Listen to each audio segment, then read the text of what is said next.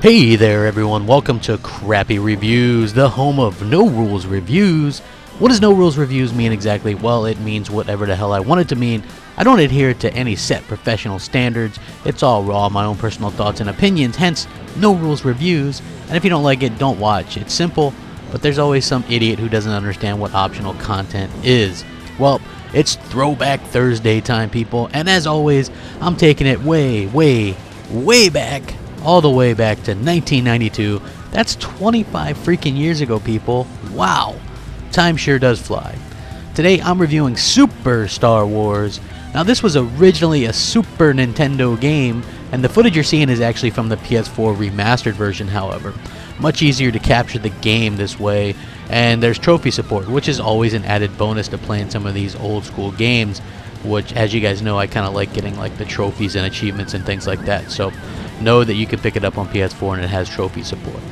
Graphically, Super Star Wars looks okay. And the reason it still looks okay is the fact that we're absolutely inundated with indies that use the 16-bit art style like we see here. So it's nostalgia, which, as we all know, is one hell of a drug. You can definitely tell who's going to be in the game and who's who. So that's pretty cool. Like, you can tell who Luke Skywalker is, you can see who Darth Vader is, you can see who Chewbacca is or Han Solo. The pixelated images are basically all the rage these days, so this game fits right in. It was cool before pixelated things were cool. So yeah, there's that. The 3D levels are actually surprisingly still okay to look at as well, even though back in 1992 it was still quite new at that time. There was nothing really offering 3D perspectives, and this game came out and, you know, kind of blew people away.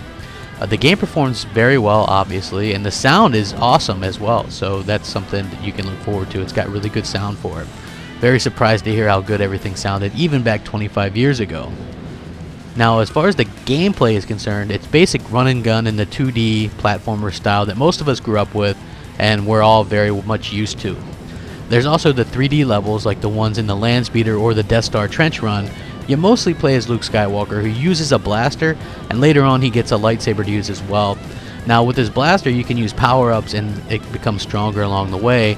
Later on in the game there's different levels and you can play as Chewbacca and Han Solo, so there's a good variety to be found in the gameplay as well as the variety in the characters.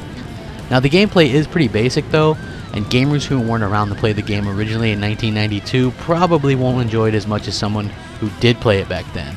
You know, today's games are much more variety filled and things like that. Now, as far as the story goes, it's Star Wars Episode 4: A New Hope. So, of course, it's the story of that movie. Of course, it also expands on it to make each part a level of a game. So, like Luke jumping around on the Sandcrawler. But most of the events in the movie are all well represented in this game. And it has one heck of a climax with the X-Wing Death Star Trench Run, complete with Darth Vader riding up on you trying to stop you. It's all very authentic, and it's a very good representation of a movie licensed game that turned out to be pretty well, because we don't see that happen too often these days. Usually if a game has a movie license involved, it's horrible, but this kind of bucks that trend and was an early game that bucked that trend. Well, at the end of the day, Super Star Wars is a difficult game. It takes some getting used to, and even all these years later it brings back some great memories and great frustrations as well. I definitely think this is a must-own game if you have a classic Super Nintendo, but also if you have a PS4. It's fairly cheap and a lot of fun.